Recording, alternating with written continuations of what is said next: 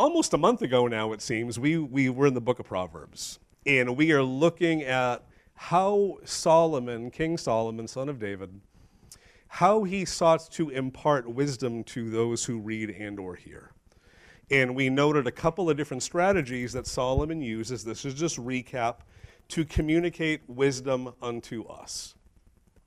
Number one, from my note takers, this is really deep. In the book of Proverbs, Solomon expresses wisdom through Proverbs. A proverb being a short, simple, memorable, yet profound statement of truth.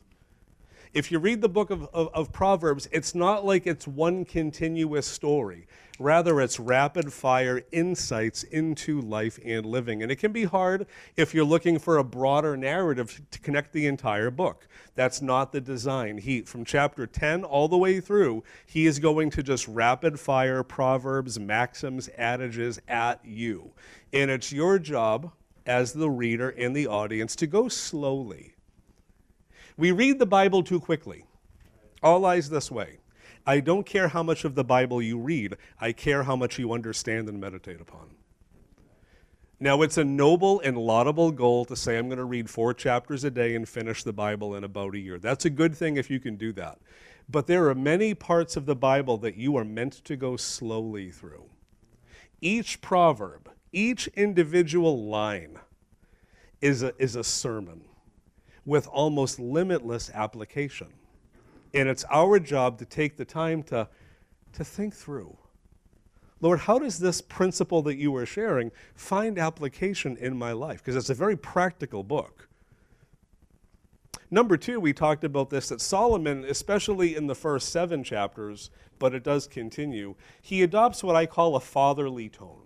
He addresses the reader, you and me, as though we're his kids, not infantilizing us or speaking down to us, but from a place of genuine tenderness, almost making eye contact through the pages, saying, please listen to me. How many of you have kids? Do you want them to listen to you and to the wisdom you have to offer? Sometimes, I have a 5-year-old, spoiler alert, I have to pull her little face and make eye contact and say, baby, you need to listen to me. That's what Solomon does in this book. Listen to me, my son, and by extension, my daughter.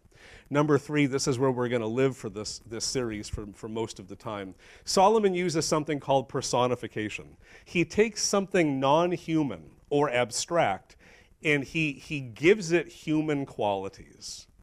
For instance, wisdom. He creates a character called Lady Wisdom that is meant to convey how the wisdom of God operates in this world. And as you read what Lady Wisdom says or does and beyond, you come to understand something about how the wisdom of God operates and is to operate in our lives. If you were not here for the last sermon or 2, those are posted online along with the accompanying notes. I want to segue this morning. Are you ready for new material? Beautiful, all of you. I want to talk about the literary antithesis or opposite of Lady Wisdom, which is biblically Lady Folly, not Foley, folly. In the Bible, Lady Folly is often identified as the adulterous woman. Some translations, if you look through the different English translations, will call her the forbidden woman. I love this one, or the strange woman. So there's this recurring character, especially in the first 9 or so chapters that you're going to see. Oftentimes juxtaposed with Lady Wisdom, you will see Lady Folly. What does Lady Folly represent? For my note takers, I want you to write this down. This is going to help you to unpack more of this in your own time. Lady Folly is the embodiment, the representation, if you will, of sinfulness and the deceitfulness of temptation. Again, I'm going to repeat that. That's worthy of you noting down and or memorizing. In Proverbs 1 through 9 in particular, Lady Folly, the immoral woman, the strange woman, the adulterous woman, whatever you want to call her, I'll call her Lady Folly. She's the embodiment of sinfulness and the deceitfulness of temptation. And this morning, just like last time we met, I want to give you 3 points regarding this woman. which is representative of how sin operates in this world. And not just sin, our fleshly nature, but we could talk about the operation of the world and of the devil. All of it comes under the banner, if you will, of Lady Folly. Point number 1, are you ready? Number 1, the adulterous woman reveals the availability or the accessibility of folly. And I'm going to explain what I mean by that. But as we wade into the waters regarding not wisdom, but folly, the opposite, the adulterous woman or Lady Folly is revealed to be both available and accessible. Go to Proverbs 9. I want you to see this for yourself. We're going to be all over the word today, Proverbs 1 through 9. I make no apologies for a lot of Bible. I'm going to go slow enough where we can unpack some things, but I want you in your own time to spend some time with these texts. You will be the better for it. Proverbs chapter 9. I'm going to be reading from the NIV. And I'm going to start at verse 13. And as I consider this or read this with you or to you, I want you to again think of her availability or accessibility. What does your verse 13 say? Mine says, folly is an unruly woman. Nice and loud. Trace? Nosy. What do you got? Anybody else? I love the different English translations. Loud, brash. So again, these are all synonyms that are trying to triangulate what the original language is presenting to us. Folly. She's an unruly woman. She's simple and she knows nothing. She sits at the door of her house on a seat at the highest point of the city, calling out to who? All who pass by, who go straight on their way. And she announces, let all who are simple come to my house. And to those who have no sense, she says, stolen water is sweet, and food eaten in secret is delicious. I want to just kind of stop there and unpack that. Again, Lady Folly being representative of evil and the forces that would cause us to abandon wisdom, she's positioned herself in such a way to engage everyone who happens to cross her path. There's something ubiquitous or universal about her, alluring and inviting. Similar to Lady Wisdom, again, if you compare and contrast these in your own time, folly seeks to convert the masses to her cause and to her ways that they might become like her. Go to Proverbs 7, a page or two to your left, or scroll back a bit. And we're just going to see this from different angles. Availability, accessibility, the universal presence of folly, which is calling you in a wrong direction. Do you realize that there are forces arrayed against you to pull you in the wrong direction? Some of them are external. There really is a devil. Do you realize about 40 to 50% of the church denies a real devil? And you wonder why we are so clueless in this world as believers. There's also worldly systems with ideologies and narratives that they try to convince you of. And the worst of all is the flesh. There's an inward element that wants to do the wrong thing. Oh, you hear Lady Folly's sweet voice and you just want to chase after. Proverbs 7, let's look at verse 6. The author, Solomon, brings us into this image. At the window of my house, I looked down through the lattice. Can you kind of put yourself in his shoes? And I saw among the simple, and I noticed the young men. Among the young men, a youth who had no sense. Ever meet a person that has no sense? Well, that's what Solomon is seeing in a sense. He was going down the street near what? What does your Bible say? Notice that. He was going down the street near her corner. Walking along in the direction of her house. At twilight, as the day was fading, as the dark of night set in, and then out came a woman to meet him, dressed like a prostitute and with what? With crafty intent. How does the author characterize her? She's unruly, and she's defiant. and her feet never stay at home. Now in the streets, now in the squares, and where at every corner she lurks. You see, once again, there's a ubiquitous element where she's everywhere, every street corner, lurking, predatory. She's looking to engage. Not only does she have a place of her own, she's out looking for people. She's out looking for victims. There's something predatory in her. You don't have to go find a far folly. You don't have to go far to find folly. She's looking for you. The enemy is looking for you. Sinfulness is looking for you. Your inward inclinations, they want to go the wrong way. Let me segue from the book of Proverbs. Don't turn here, but there's a couple of interesting texts all throughout the Bible. When Cain was downcast at the rejection of his offering, as the Lord preferred that of Abel, it says, the Lord said to Cain, why are you angry? Why is your face downcast? If you do what's right, you'll be accepted. But listen to what he says, but if you don't do what's right, sin is crouching at the door. It desires to have you. Those are strong words. There are forces that are literally arrayed against you, and they want to have you. Listen to this one. The Apostle Peter says, be alert and of a sober mind. Your enemy, the devil. He prowls around how? Like a roaring lion, looking to do what? What's the intent of the enemy according to this text? To devour someone. Ever watch a lion hunt? It isn't obvious. They crouch low, they hide. There's a stealthful element to it. They watch. They take their time. They search. They look across the herd or the flock. And then they pick one, and then it's game on. Sin is crouching at the door inwardly and outwardly. Lady Folly's everywhere, looking to trip us up. You don't have to go far to find her. She's looking for you. Number two, I want to look at Lady Folly in the sense of there's something seductive and sinister about her. She allures us in. Ever watch old cartoons, Bob? I always think of you when it comes to old cartoons. And again, I've shared this before, but maybe Tom and Jerry, somebody puts a pie in the window, and up out of that pie comes the aroma, and it goes and it finds somebody, and it does the whole, like, it brings them in. Patty is doing it wonderfully. It kind of brings them in. That's Lady Folly.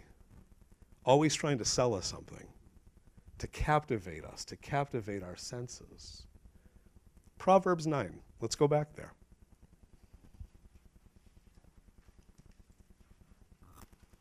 We literally just read this text, but now I want to read it through this lens. Not that she's everywhere and universal, but there's something about her that's inviting and alluring. Seductive.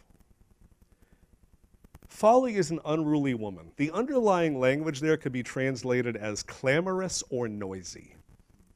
It means that she speaks loudly that she may be heard, and vehemently that persons might be moved by her persuasions.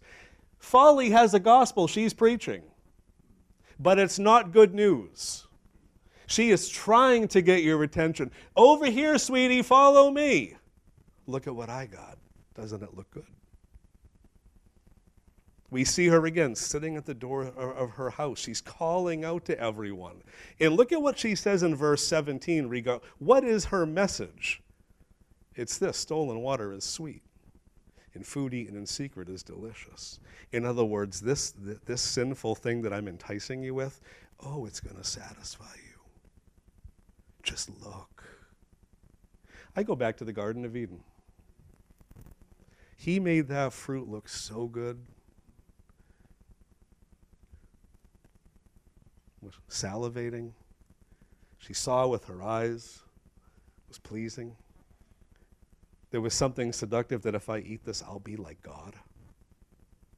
That's what we see here. Just try it. You won't regret it, I promise. Ever watch medical ads on television? I have nothing wrong with the medical community. I'm married to a nurse, but it's like, try this drug. It cures this. And then, like, When the person's all happy and running through fields and frolicking and beyond, it like the speaker changes tone. The side effects may include. And then it's like, oh my word.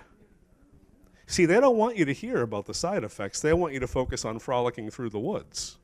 It's the good time to be had. That's how she operates.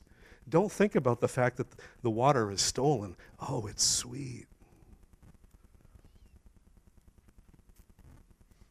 When Augustine, ancient church father, describes how he stole fruit from a pear tree, he said that he did not do it because he was hungry, as he threw away most of the fruit, but for the mere pleasure of sin as sin. There can be something immediately satisfying about sin. The problem is the longer-term consequence, and we have to live with it. You know what, Eve? Bite that piece of fruit. We are still paying for that. And of course, Adam was there too. Go to Proverbs 5. I want you to see this in one or two more places. Proverbs chapter 5. Let's look at verse 1.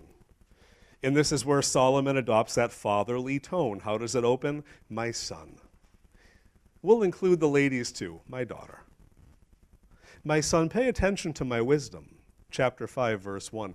Turn your ear to my words of insight. You see, the Lord has a message and so does the enemy. We have to be careful which one we heed. That you may maintain discretion, and your lips preserve knowledge. For the lips of the adulterous woman, there she is again. How does the author characterize her lips or her words? What do? They drip honey, and her speech is smoother than oil. Always trying to sell you something. Always trying to present something to you in the best possible light. Don't think about what's going to come after. Just think about the immediate. Honey is sweet and oil is pleasant. And what incredible representations these are of temptation itself. You know what the problem with temptation is? It's tempting. Aren't you happy you came to church for that little depth of knowledge there? There's a part of us that when we are bombarded by temptation, it is so hard to look away or move away. And it could be so many things. It could be sexual, it could be an addiction, it could be wanting to look good in people's eyes. Somebody shares a bit of gossip in front of you and there's a part of you just want to share it. In the church, we've learned to form it as like prayer requests. Rick, did you hear that so-and-so needs prayer because? But there's a part of us that's like, we kind of revel in the passing on of information in a sadistic way. I'm not saying don't share prayer requests. I'm saying check your heart as you do. Because it's amazing how these little foxes, the Bible says, spoil the vines. Proverbs 7, I'm moving to a close.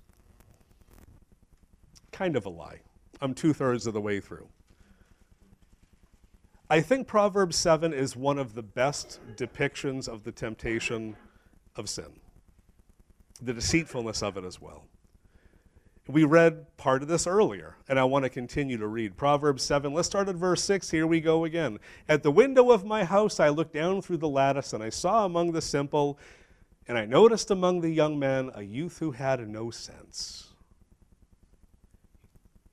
He was going down the street near her corner, there it is, verse 8 of chapter 7, walking in the direction of her house at twilight, as the day was fading and as the dark of night set in. Kind of sets the stage like he really should have known where he was and what time it was. All lies this way. If you have a problem with alcohol, don't hang out at a bar. If you have a problem with lust, maybe you don't have a phone. You need to put yourself in healthful contexts that are going to breed life. You see, you are so studied.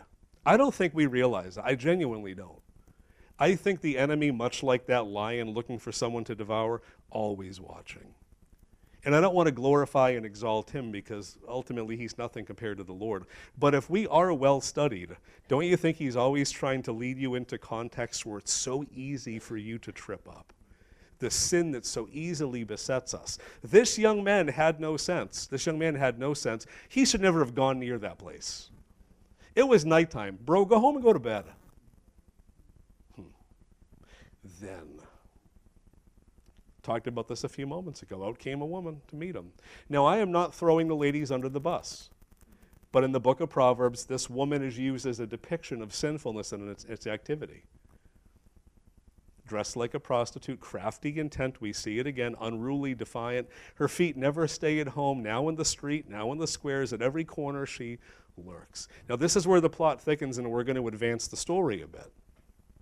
Because now this lioness has found a potential victim. Look at what she does. She took hold of him. And she kissed him. What should he, all eyes this way, what should he have done right then and there? Excuse me, ma'am, I am all set. Not today, devil. With a brazen face. Devil's a bald-faced liar. So is your heart, by the way. It's deceitfully wicked and desperately wicked. Today I fulfilled my vow, she says, and I have food from my fellowship offering at home. She's speaking the language of religion. She's using goodness and virtue as a guise to lure in this person and to disarm. So I came out to meet you, I looked for you, and I have found you.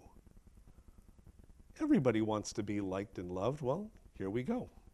I have covered my bed with colored linens from Egypt. I've perfumed my bed with myrrh and aloes and cinnamon. She's setting the stage in his mind of what might be.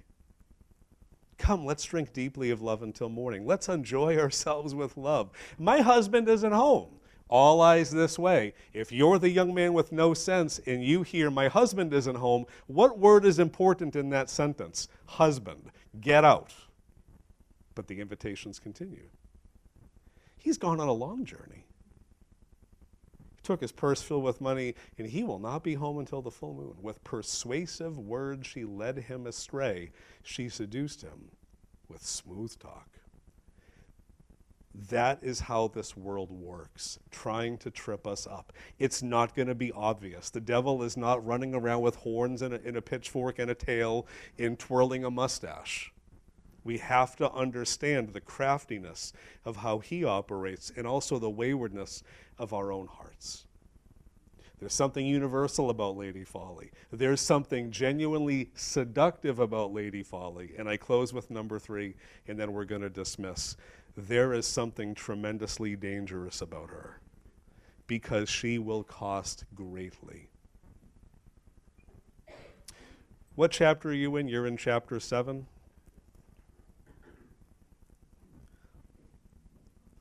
You're at verse 21, correct? With persuasive words, she led him astray. She seduced him with her smooth talk.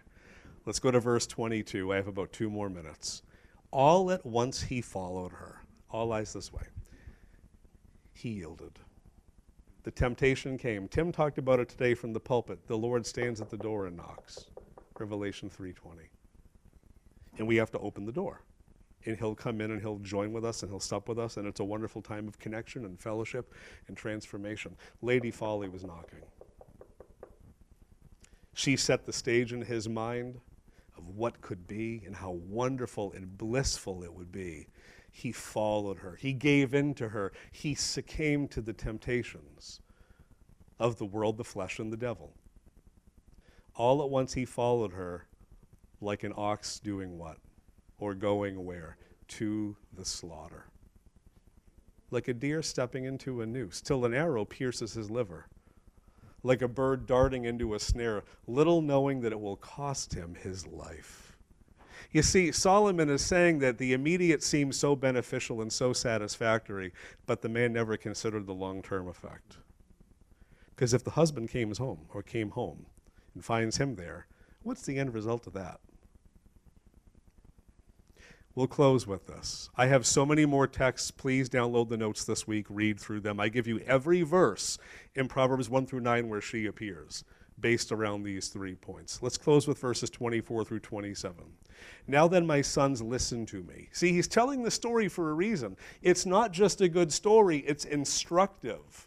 He wants us to glean truth from this that we might be careful with Lady Folly and navigate her carefully and properly. Listen to me. Please pay attention to what I say. Do not let your heart turn to her ways or stray into her paths. In other words, when temptation comes knocking, you have full permission and are commanded to say no thank you. And you be careful with where you go. Many are the victims she has brought down. Her slain, her victims, if you will, they are a mighty throng. And I end with this. Her house, that place that seems so inviting and so promising with a good time, it is a highway to the grave, leading down to the chambers of death. It doesn't get much more sobering than that. You see, sin is just not something to be played with. Help the pastor out. The wages of sin, the end result of sin is... The Bible genuinely means that. I have seen so many yield to her ways, and it's tragic to watch. And you warn them, don't go that way. She's down there. Smarten up. But people do. And in different seasons, we all can. Now, thankfully, God is gracious and He's forgiving. But you be careful playing with her, because according to this book, she is deadly. There is something about sin that it is disastrous. James says, final verse, when tempted, no one should say God's tempting me, for God can't be tempted by evil, nor does He tempt anyone. But each person is tempted when they are dragged away by their own evil desire and enticed. There's that word again, invited to do the wrong thing. And after desire is conceived, it gives birth to sin. And sin, when it's full grown, here it is again, it gives birth to death. See, there's a cycle there. There's a pattern. The knock at the door, we decide to open, we go along, oh, there's penalty.